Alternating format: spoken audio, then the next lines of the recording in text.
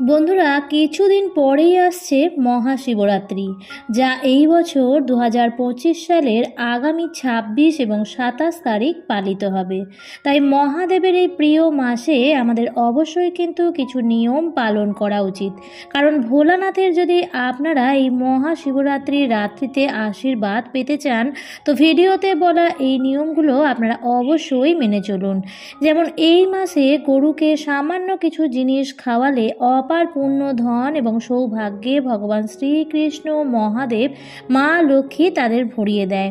এবং এই মাস চলাকালীন বিশেষ করে এই শিবরাত্রির মধ্যে কিন্তু আপনারা কোনো সোমবার বাড়িতে ভুলেও এই জিনিসগুলো কাউকে দেবেন না, এতে সৌভাগ্যের নাশ হয়। এবং কোন ভুলগুলো আপনারা এই সময় ভুলেও করবেন না, এই সমস্ত কিছুই বন্ধুরা আজকের ভিডিওতে আলোচনা করব। নমস্কার বন্ধুরা, ভক্তিমূলক কথা চ্যানেলে জানাই আপনাদের সকলকে স্বাগত। বন্ধুরা, আশা করছি ঈশ্বরের আশীর্বাদে আপনারা প্রত্যেকেই ভালো আছেন এবং সুস্থই আছেন। বন্ধুরা, আপনারা কি জানেন যে এই 5টি কাজ করলে কখনোই মানুষের ওপর ঈশ্বরের কৃপা হয় না, সর্বদাই তাদের জীবনে দুর্ভাগ্য লেগে থাকে। এবং এই কাজগুলো কেউ করলে ভগবান মহাদেব প্রচণ্ড রুষ্ট হয়ে যান এবং শনিদেবের বক্র দৃষ্টিও তাদের জীবনে এসে পড়ে। তাই বন্ধুরা, ভুলেও আমাদের এই কাজগুলো কখনো করতে নেই। এমন মানুষ বন্ধুরা কেঁদে কেঁদে চোখের জল ফেললেও ভগবান তাদের প্রার্থনা কখনো শোনেন না। বন্ধুরা, ভগবান শ্রীকৃষ্ণ বলেন যে মানুষ জীবনে পাপ পুণ্য উভয়ই করে, কিন্তু কিছু মানুষ জীবনে পুণ্য করার আগে পাপকেই বেছে নেয়, যার ফলে বন্ধুরা তার এই জন্ম এবং পরের জন্মের ভাগ্য নির্ধারণ হয়। তাই মানুষকে সর্বদাই যে কোনো কাজ করার আগে তার পরিণাম কি হবে সেটাই ভাবা উচিত। মানুষ জীবনে অনেক পূজা অর্চনা করে, কিন্তু তা সত্ত্বেও বন্ধুরা এমন কিছু ভুল হয়ে যায় যা তাদের সমস্ত পুণ্যকেই ঢেকে দেয়। তাই বন্ধুরা, ভগবান শ্রীকৃষ্ণের অনুসারে মানুষের সব থেকে বড় পাপ হচ্ছে কোনো স্ত্রীর সম্মানের সাথে খেলা করা। কারণ বন্ধুরা, মানুষ এই সংসারে একজন স্ত্রীর গর্ভ থেকেই জন্ম নেয়। তাই বন্ধুরা, বিনা কারণে কখনো কোনো স্ত্রীর সাথে খারাপ ব্যবহার করতে নেই। মহাভারতেও কৌরবদের বিনাশ হয়েছিল নারীর অসম্মানের জন্যই। রাবণ এত জ্ঞানী হওয়া সত্ত্বেও তার বিনাশ হয়েছিল নারীর অসম্মানের জন্য।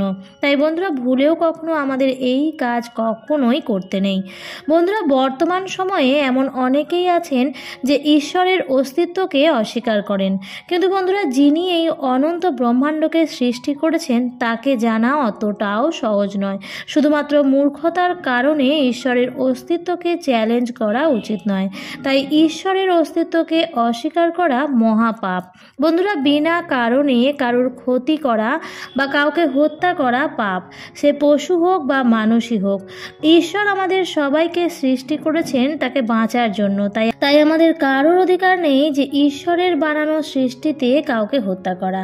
তাই এই রকম পাপের ক্ষমা ঈশ্বর আমাদের করবেন না। তাই বন্ধুরা, শিবরাত্রি অবধি যে জিনিসগুলো ভুলেও কাউকে দান করবেন না তা হচ্ছে আমিষ জাতীয় খাবার।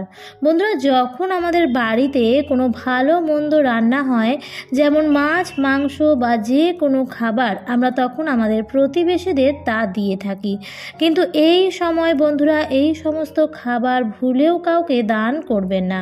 দ্বিতীয়ত বন্ধুরা, সিঁদুর। মহাশিবরাত্রির আগে আপনারা ভুলেও কাউকে সিঁদুর দান করবেন না, বিশেষ করে যারা বিবাহিত মহিলারা। তাই কেউ চাইলেও কিন্তু আপনারা এই সময় সিঁদুর কাউকে দান করবেন না। তৃতীয়ত বন্ধুরা, ব্যবহার করা তেল। বন্ধুরা, জ্যোতিষশাস্ত্র মতে কাউকে ব্যবহার করা তেল দান করলে শনিদেব প্রচণ্ড রুষ্ট হয়ে যান। তাই এই সময়ের মধ্যে কিন্তু আপনারা কাউকে ব্যবহার করা তেল ভুলেও দান করবেন না। চতুর্থ যে জিনিসটি দান করবেন না সেটি হচ্ছে ঝাঁটা।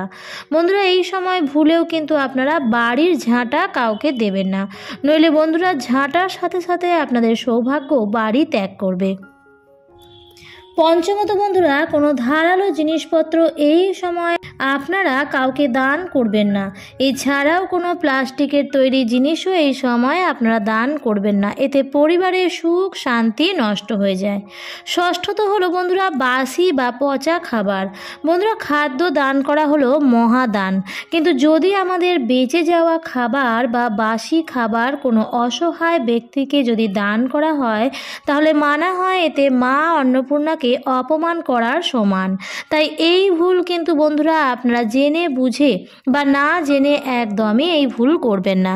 বন্ধুরা ভগবান শিব হলেন দেব, দানব, রাক্ষস, সাধু, গরিব, বড়লোক সবারই তিনি আরাধ্য। তিনি কখনো কারোর মধ্যে ভেদভাব করেন না, এই জন্য তাকে ভোলানাথও বলা হয়। তিনি এতটাই ভোলা যে সামান্য জলেও তিনি ভক্তের মনোবাসনা পূর্ণ করে দেন। এই কলিযুগে ভগবান শিবকে প্রসন্ন করা খুবই সহজ। তাই মহাশিবরাত্রিতে বন্ধুরা ভগবান শিবের বিশেষ কৃপা পাওয়ার জন্য আপনারা অবশ্যই এই প্রক্রিয়াটি করুন। যদি নেগেটিভ সমস্যা বা কোনো গ্রহ সমস্যায় ভোগেন, অথবা যদি আপনারা আর্থিক উন্নতি করতে চান, অথবা যদি আপনাদের কোনো ইচ্ছা অনেক দিন ধরেই অপূর্ণ রয়ে গেছে, তাও পূর্ণ হবে। তাই গোমাতার আশীর্বাদ প্রাপ্ত করার জন্য এক অচূক টোটকার কথা বলবো। যদি আপনারা ঠিক মতো পালন করতে পারেন তো অবশ্যই আপনাদের সকল সমস্যা, সকল মনের বাসনা এতে পূর্ণ হবে। বন্ধুরা এমনটা মানা হয় যে গোমাতার মধ্যে 33 কোটি দেব দেবী বাস করেন, তাই গোমাতার সেবা করলে সমস্ত দেবলোকের পুণ্য প্রাপ্ত হয়। গোমাতার সেবাতেই আমরা একসাথে সমস্ত দেব দেবীর সেবা করতে পারি। ঋগ্বেদে গোমাতাকে অমৃত সমতুল্য বলা হয়েছে। এছাড়াও গোমাতায় এতটাই পবিত্র যে গোমাতার আশেপাশে থাকা নেগেটিভ এনার্জিও নষ্ট হয়ে যায়। এছাড়াও যে রাস্তা দিয়ে গোমাতা যায় সেই স্থান ধন্য ধন্য হয়ে যায়। তাই বন্ধুরা আপনাদের সমস্যা দূর করার জন্য প্রথমেই গোমাতাকে অন্ন ভোজন করান। তারপর গোমাতার খুরের থেকে নির্গত মাটি, যাকে গোধূলি বলা হয়, তা নিজের মাথায় ঠেকান এবং নিজের বাড়ির চারিদিকে তা কিছুটা ছিটিয়ে দিন। এতে আপনার বাড়ির বাস্তুদোষ, নেগেটিভ সমস্যা, গ্রহদোষ সমস্ত কিছুই দূর হবে। তাই প্রত্যেক সপ্তাহে অন্তত আপনারা এই কাজটি করুন। তাই বন্ধুরা যদি আপনারা প্রতিদিনই একটি গরুকে রুটি এবং গুড় খেতে দিতে পারেন তো এতে শনি কেতু কখনোই বাজে প্রভাব ফেলে না। তাই যদি বন্ধুরা আপনাদের বাড়ির সমস্যা দূর করতে চান তো অবশ্যই আপনারা নিজের বাড়ির চারিদিকে গোধূলি ছড়িয়ে দিন। এতে আপনাদের বাড়ি সুখ শান্তিতে ভরে উঠবে। বন্ধুরা আমাদের জীবনে 3টি কারণে দুঃখ দুর্দশা লেগেই থাকে। 1 পিতৃ সমস্যা, 2 গ্রহ দোষের সমস্যা, 3 শনি মহারাজের সাড়ে-সাতি। আর এগুলো কিন্তু বন্ধুরা আমাদের কর্মদোষেই হয়। তাই বন্ধুরা এই টোটকাটি যদি আপনারা করতে পারেন তো আপনাদের জীবন থেকে এই 3টি সমস্যাই ম্যাজিকের মতো দূর হবে। হ্যাঁ বন্ধুরা এমনই শক্তিশালী এই টোটকা। বন্ধুরা আমরা সকলেই জানি যে কাক হচ্ছে শনিদেবের বাহক।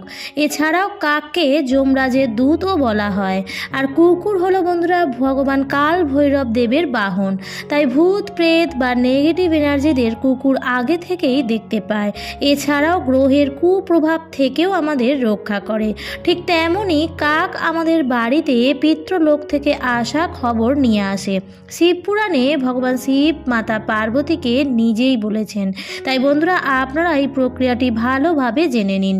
বন্ধুরা যদি আপনারা আর্থিক উন্নতি করতে চান তাহলে সবার প্রথমেই বন্ধুরা আপনাদের উপর থেকে নেগেটিভ এনার্জিকে সরাতে হবে। তার জন্য সামান্য কিছু লবণ নিজের হাতে নিয়ে নিজের মাথার উপর থেকে 7 বার ঘোরান এবং তারপর সেই লবণ খাবারে মিশিয়ে কোনো কালো কুকুরকে 3 রাস্তার মোড়ে গিয়ে খেতে দিন। তারপর পেছন ঘুরে আর না দেখে সোজা বাড়ি এসে হাত পা ধুয়ে ঘরে ঢুকুন। এতে কিন্তু বন্ধুরা সেই কুকুরের কোনো ক্ষতি হবে না, বরং আপনার উপর দিয়ে থাকা নেগেটিভ এনার্জির নাশ হবে। এই প্রক্রিয়াটি করলে কিছু দিনের মধ্যেই আপনারা এর ফল পেতে শুরু করবেন। ঠিক একইভাবে কালো তিল দিয়ে নিজের মাথার ওপর দিয়ে 7 বার ঘুরিয়ে এই প্রক্রিয়াটি করতে পারেন। তবে কালো তিল নিয়ে আপনাদেরকে কাককে দিতে হবে।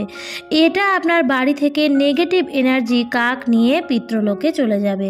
আর মাথায় ঘোরানোর সময় অবশ্যই আপনারা আপনাদের ইষ্টের মন্ত্র জপ করতে ভুলবেন না। এতে কিন্তু বন্ধুরা খুব তাড়াতাড়ি কাজ হবে। আর যদি যদি বন্ধুরা এসব কিছুই আপনারা না করতে পারেন, তাহলে আপনারা সন্ধ্যাবেলায় আপনাদের হাতের কর্পূর নিয়ে নিজের মাথার ওপর দিয়ে ঘুরিয়ে বাড়ির বাইরে গিয়ে সেটি জ্বালিয়ে দিন। দেখবেন কিছু দিনের মধ্যেই আপনার বাড়ি থেকে নেগেটিভ শক্তির প্রভাব অনেকটাই কমে যাবে। আমার আজকের পর্বটি এই পর্যন্তই। ভিডিওটি দেখে যদি ভালো লাগে তাহলে অবশ্যই লাইক, কমেন্ট এবং শেয়ার করতে ভুলবেন না, এবং এই ধরনের ভিডিও পাওয়ার জন্য চ্যানেলটিকে সাবস্ক্রাইব করে পাশে থাকা বেল আইকনটির অল লেখাটিতে ক্লিক করে দেবেন। আবারও দেখা হবে পরবর্তী নতুন কোনো ভিডিওতে। ভালো থাকবেন, সুস্থ থাকবেন, ধন্যবাদ।